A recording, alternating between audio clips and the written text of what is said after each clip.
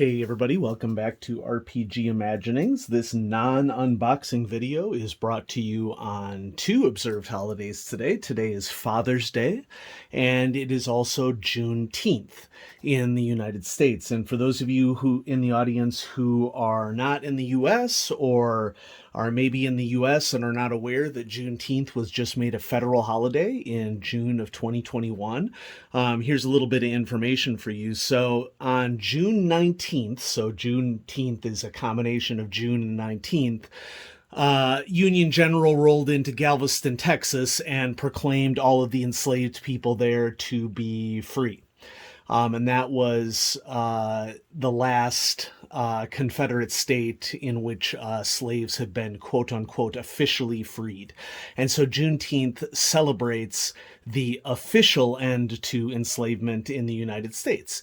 And it being a federal holiday now, this is a Sunday, so Monday banks are closed. And also on Monday, depending upon your state offices might be closed because different states have different observance.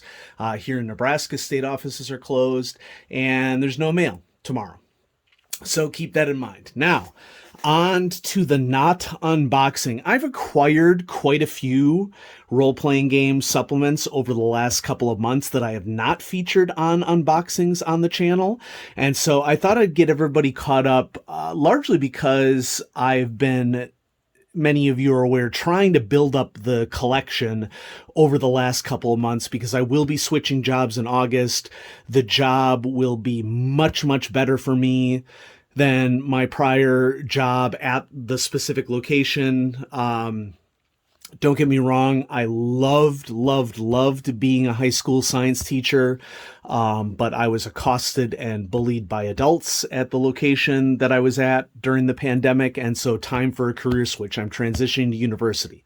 That means that I'm going to be being paid significantly less at the university. And so while I have access to discretionary adult funds, I've been buying up role-playing games that I would have this huge collection to read from over the coming years so that I can make sure that I'm financially stable during that time. So Good. New acquisitions. first up, what do we have? SCP, the tabletop role-playing game. I didn't understand what SCP was until I heard TTRPG, Titterpig friends in the social media space talking about it. SCP stands for Secure, Contain, Protect. And my understanding is that there has been sort of a online quasi-live action role-playing thing where people have been contributing to a Wikipedia-like SCP site in which people are just having fun, like pretending like there is a series of anomalies that are present that people can study, and this is a role-playing game basically just about investigating and studying these anomalies. And so it is very cosmic horror / Call of Cthulhu adjacent, and I'm just going to show you the table of contents here and then maybe a little bit of the interior. Specifically, I want to skip ahead and show you an example of one of the elements. Okay, so here we have a Keter, a hard-to-destroy reptile that they've been collecting files on. And so this is basically just all keeping track of entities or strange artifacts that people are finding, and it's essentially about preserving the database and understanding what is happening. And you can go to the actual SCP website, which I don't know what it is. Just Google SCP Foundation and you'll find it, and it's fun just to explore the website, and immediately you have an awesome campaign resource for SCP. And so I'm really looking forward to diving into SCP, the tabletop role-playing game. Next, I have really been getting into understanding more about the primary species in the Traveler universe. And so I picked up both of these Mongoose Traveler First Edition Third Imperium books, Alien Module 2 Vargr and Alien Module 4 Zodani. And the reason why I picked these up is because Mongoose Traveler Second Edition has Aliens of Charted Space, and I have Aliens of Charted Space Volume 2, and I really like it. But Volume 1, I sort of perused its contents in an FLGS, and it struck me as way more mechanical focused than lore focused on these particular species. The Zodani are a human variant that was dropped off on a world very, very far from Earth and developed very strong psionic abilities. And then the Vargar are the wolf-like race that were also transported from Earth by the ancients. And so these two books, in my opinion, have a lot more dedication to the lore than they do the mechanics. And so I picked both of these up because I'm interested in learning more about the Traveler universe. Folks, the problem with interfacing with friends from all over the world, and even in your own country for titterpigs, is that you learn about games that you didn't know about, and then you want those games. And one example of this is Space 1889, which is kind of like a steampunk-esque, one of the early steampunk-esque, I would say, role-playing games. And it takes place on Mars and Venus, and there is limited transportation to planets in the solar system because it defines very specific aspects of technology, some of which is way more advanced than real technology that existed in 1889, and some of it is technology that is stuck in 1889. And so I printed off here the PDF copy from DriveThru that I got of Space 1889, largely because I like these older art styles and the way a lot of these older modules were organized.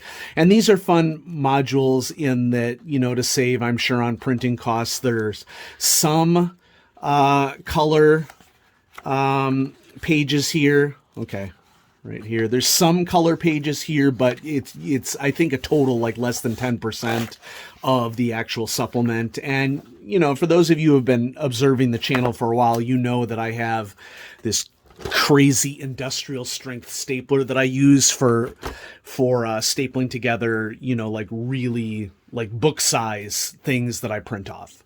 And so I divided this, you know, 220 page supplements into two components, and these staples are strong enough where you can get it through like a solid 50-60 pages of something.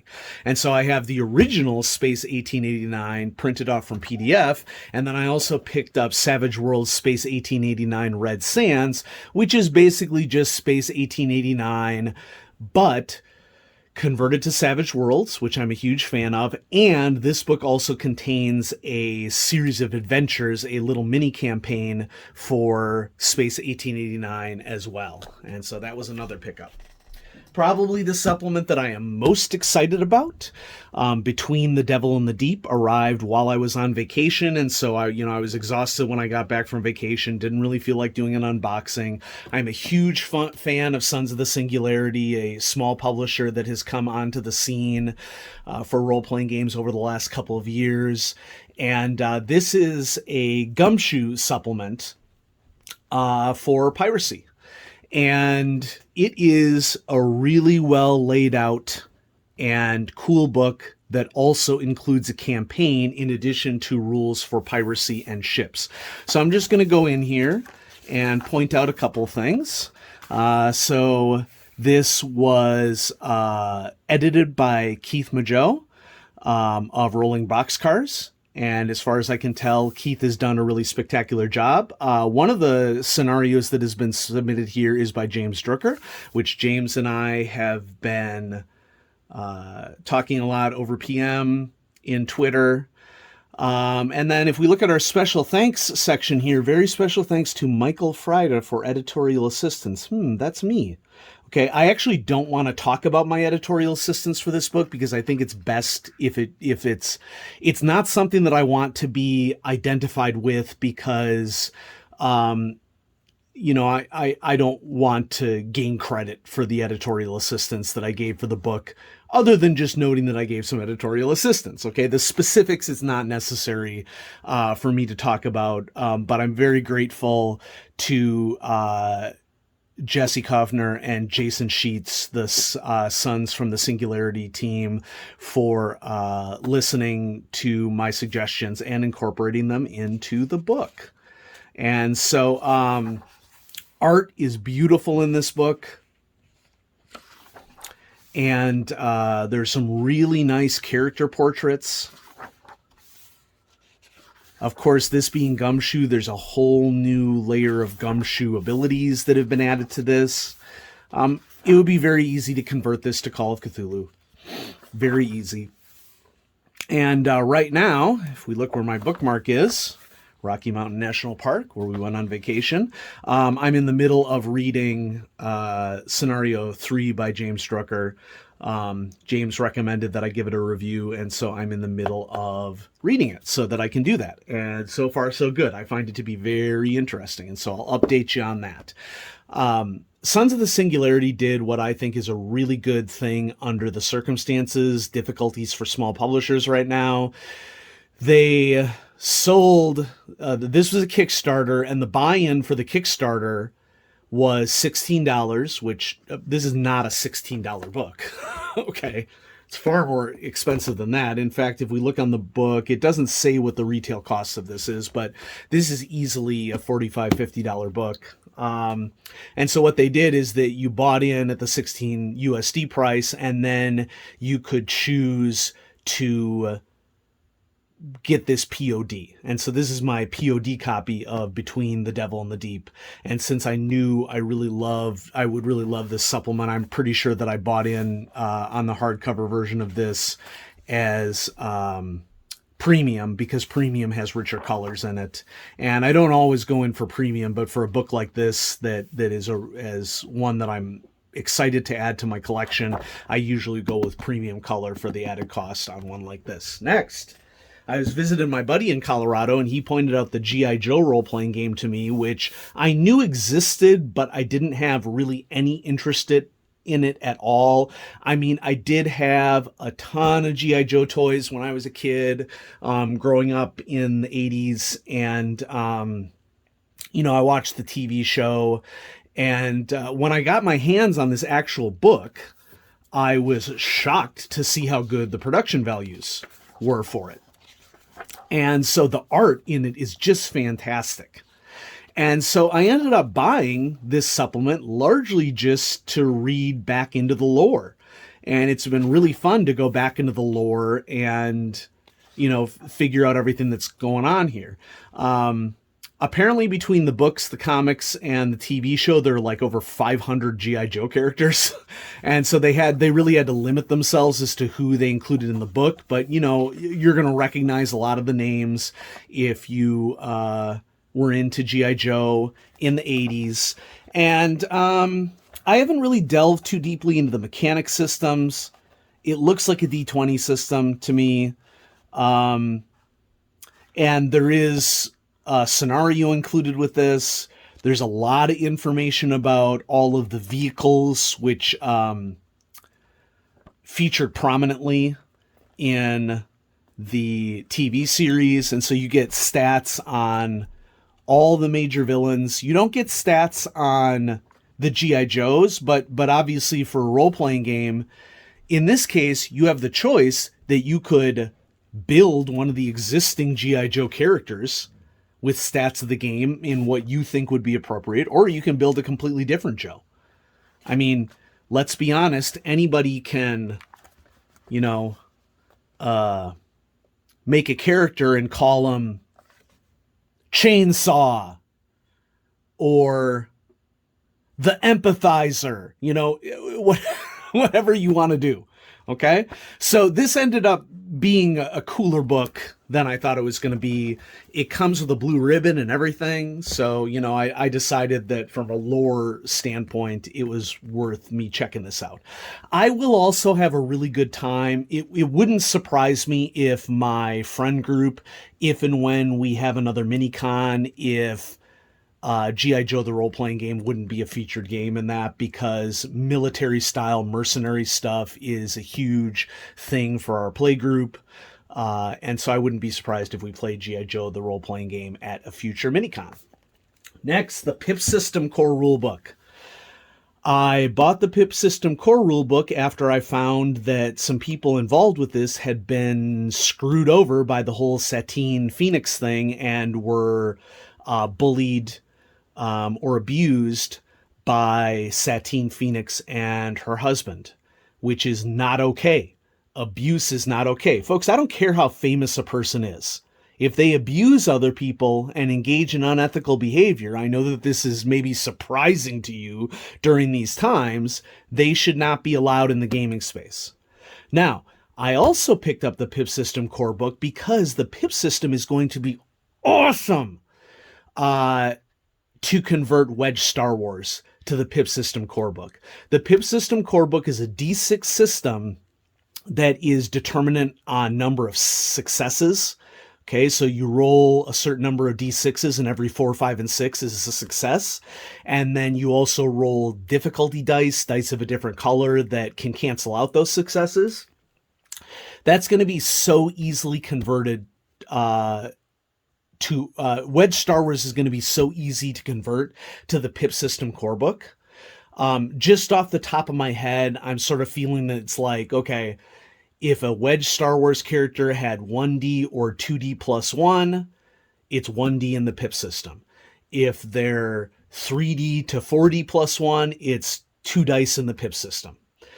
There's also burst mechanics that go in there, and so I think that like after you get up to 9D in Wedge Star Wars, you start introducing burst mechanics as part of an individual skills, and I think that it will work out really, really well with Wedge Star Wars.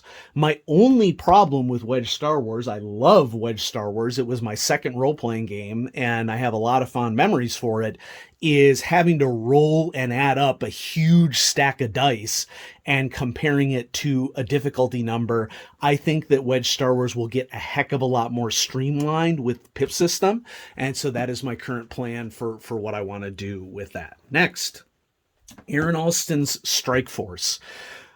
This has been a book that I've read about many times on forums online for role-playing games, and people cite this as a great way to do game master work, to become a great game master. And so far, I'm about a third of the way through the book, and I wholeheartedly agree. Okay? There are great general tips in here.